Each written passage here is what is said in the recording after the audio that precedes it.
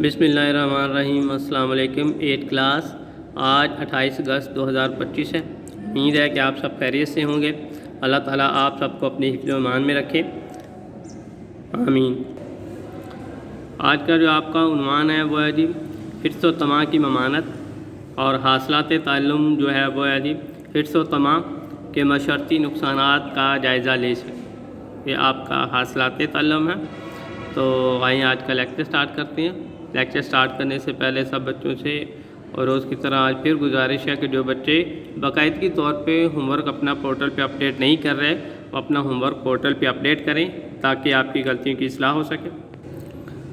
جی تو آج کا جو آپ کا کویشچن ہے وہ ہے جی پیج نمبر 58 پہ کویشچن نمبر 3 ہے، اس کا پہلا جز ہے تفصیلی جواب دے قرآن و حدیث کی روشنی میں حرص و طمع کی مذمت اور اس کے نقصانات جو ہیں وہ تحریر کرنے۔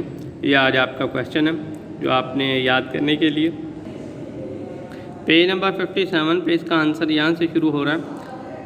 حرص و طمع ایک ایسی اخلاقی بیماری ہے جو معاشرے کو فساد سے بھر دیتی۔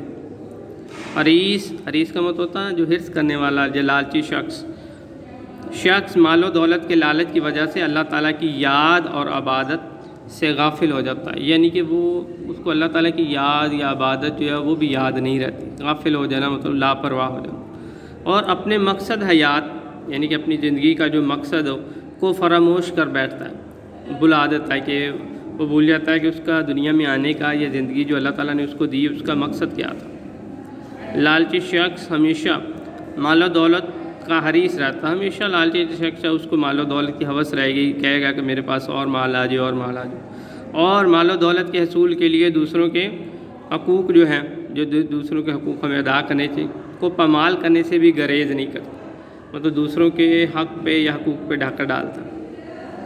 چوری کرے گا، وہ سود خوری کرے گا، اور خیانت کرے گا، اگر کوئی چیز اس کو دی جائے تو اس میں سے خیانت کرے گا، رشوت بھی لے گا پیسے بنانے کے لیے، جیسی بیماریوں کا مرتکب ہو جاتا ہے۔ مطلب یہ ساری جو بیماریاں یا گناہ ہیں اس میں وہ پیسے کے لیے سب کریں گے۔ ان کی بدولت طرح طرح کے جرائم پروان چڑھتے ہیں جو معاشرے کی تباہی اور بربادی کا باعث بنتے ہیں، جس وجہ سے معاشرے میں بھائی چارے کی فضا متاثر ہوتی ہے۔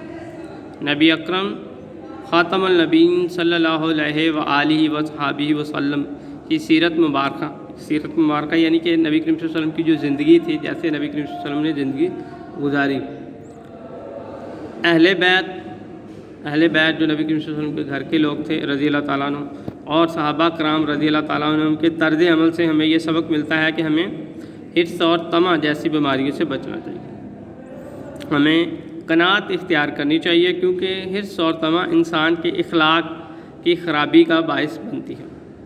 جبکہ قناعت کا مطلب تو اللہ تعالیٰ نے جو دے دیا بس اس کے اوپر صبر کرنا، ٹھیک ہے، اور تھوڑی بھی دے رہا ہے رب تو آپ نے اس پہ گزارا کرنا، ٹھیک ہے۔ جبکہ قناعت کی صفت اللہ تعالیٰ کو پسند ہے، قناعت پسند انسان کو اللہ تعالیٰ کی رضا حاصل ہوتی ہے۔ رضا کا مطلب اللہ تعالیٰ ان سے خوش ہوتا ہے، جو قناعت کرتا ہے، جتنا اللہ تعالیٰ نے اس کو دیا اس پہ صبر کرے، ٹھیک ہے، اور زیادہ کی لالچ نہ رکھے، بس اللہ تعالیٰ نے جو زندگی دی ہے یا جس مقصد کے لیے زندگی دی ہے اس مقصد کو وہ سامنے رکھتے ہوئے اپنی زندگی گزارے۔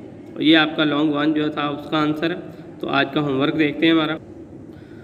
جی تو جو آج کا ہوم ورک ہے آپ کا یہ ہے جی حرص و طمع کے 3 نقصانات لکھیں۔ یہ والا سوال ہے، حرص و طمع کے 3 نقصانات لکھیں۔ اس کا جواب ہے پیج نمبر 57 ہے، یہ یہاں سے اس کا آنسر ہے جو ہوم ورک پہ کرنا۔ حرص و طمع ایک ایسی اخلاقی بیماری ہے جو معاشرے کو فساد سے بھر دیتی ہے۔ حریص شخص مال و دولت کے لالچ کی وجہ سے اللہ تعالیٰ کی یاد اور عبادت سے غافل ہو جاتا ہے اور اپنے مقصد حیات کو فراموش کر بیٹھتا ہے۔ لالچی شخص ہمیشہ مال و دولت کا حریص رہتا ہے اور مال و دولت کے حصول کے لیے دوسروں کے حقوق کو پامال کرنے سے بھی گریز نہیں کرتا۔ تو یہ آپ کا جو آج آپ نے جو ہوم ورک کرنا ہے وہ یہ ہوم ورک ہے۔ ہوم ورک کے اوپر آپ نے عنوان، حاصلات تعلم، ڈیٹ، یہ ساری چیزیں مینشن کیا کریں۔ بہت سے بچے ایسے ہوتے ہیں جنہوں نے ڈیٹ نہیں لگائی ہوتی، یا عنوان نہیں لکھا، یا حاصلات تعلم نہیں لکھے۔ ہر لیکچر میں ہم آپ کو عنوان، حاصلات تعلم، ہر چیز کے بارے میں بتا رہے ہیں۔ تو جیسے بتا رہے ہیں یا جیسے آپ کو کلاس میں آپ کام کرتے ہیں ہمیں چیک کرواتے ہیں، ویسے ہی طریقہ کار ہے سارا، اور بچے بہت سے بچے ایسے ہیں جو ابھی تک اپنا ہوم ورک جو ہے وہ پورٹل پہ اپڈیٹ نہیں کر رہے. ان بچوں سے میری گزارش ہے کہ اپنا ہوم ورک جو ہے وہ پورٹل پہ اپڈیٹ کریں تاکہ آپ کی غلطیاں ہوں ان کی اصلاح ہو سکے. اور آپ کو پتہ یہ ہوم ورک ہے، اس کے جو آپ کا اگزام ہوں گے اس میں بھی نمبر ایڈ ہوتے ہیں، تو کوشش کریں کہ سب بچے ہی اس میں شامل ہوں. اللہ تعالیٰ آپ کا حامی و ناصر ہے. آمین.